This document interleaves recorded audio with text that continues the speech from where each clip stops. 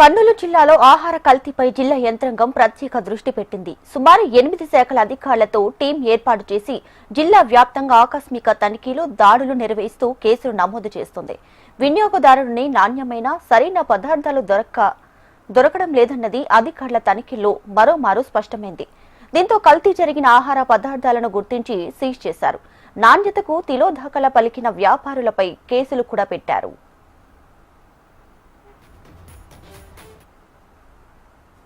కర్నూలు జిల్లాలో రైతు మార్కెట్ మొదలు పెద్ద రెస్టారెంట్లు వరకు ప్రతి చోట జరుగుతున్నటువంటి మోసాలు, వినియోగదారుల హక్కులకు భంగం కలుగుతున్న నేపథ్యంలో జిల్లా రెవెన్యూ అధికారి ఆధ్వర్యంలో food safety, health, agriculture, revenue అధికారులు అలాగే వినియోగదారుల హక్కుల సంఘాలతో సంయుక్తంగా ఒక టీంను ఏర్పాటు చేసింది. ప్రజలకు అమ్మే ప్రతి వస్తువు నాణ్యతపై ఈ కమిటీ పరిశీలన చేస్తుంది.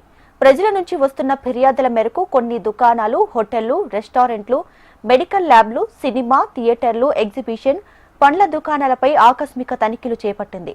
ప్రభుత్వ నిబంధనలు అతిక్రమించి ప్రజలకు కల్తీ ఆహారాన్ని, నిషేధిత రసాయనాలు కలుపుతూ విక్రయిస్తున్న వ్యాపారులపై కొరడా జులిపించింది.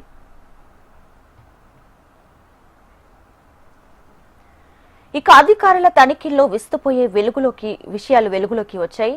కర్నూలు నగరంలో రాజ్ థియేటర్ కి అసలు అనుమతులు 2 ఏళ్ల క్రితం ముగిసినా ఇంకా అలాగే నడుస్తుంది. ఇదే థియేటర్లో కాలం చెల్లిన కూల్ డ్రింక్స్, పాప్కార్న్లు అమ్మడాన్ని అధికారులు గుర్తించి వారిపై కేసులు నమోదు చేశారు.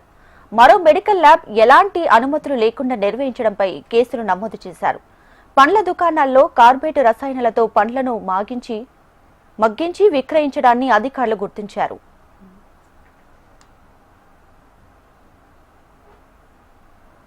మొట్టమొదటిగా రైతు బజార్లు ఇన్స్పెక్షన్ చేశాము. అక్కడ తూనికల కొలతల శాఖల వారు అక్కడ వైలేషన్స్ గమనించి అక్కడ వాళ్లకు పెనాల్టీస్ వేయడం జరిగింది. సబ్స్టాండర్డ్ వెయిట్స్ సీజ్ చేయడం జరిగింది.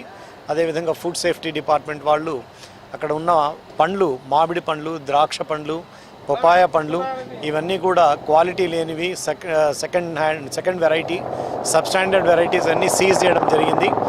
హెల్త్ డిపార్ట్మెంట్ వాళ్ళు అనుమతి లేకుండా వాళ్ళు ప్లాస్టిక్ కవర్స్ వాళ్ళు వాడుతున్నందున ట్రేడర్స్ అక్కడ రైతు బజార్లో అవన్నీ సీజ్ చేసుకొని వాళ్ళకు కూడా జరిమానాలు విధించడము, వారిపైన కేసులు బుక్ చేయడం జరుగుతుంది.